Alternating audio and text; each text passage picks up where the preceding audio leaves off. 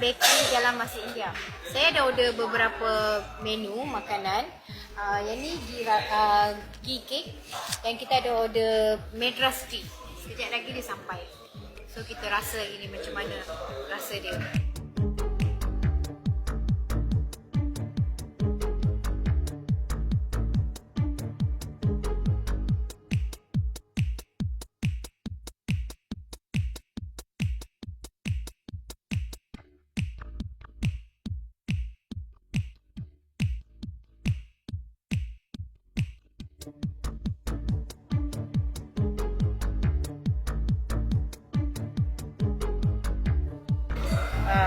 Dia bersempurnakan nama madras. Pernah dengar madras kan?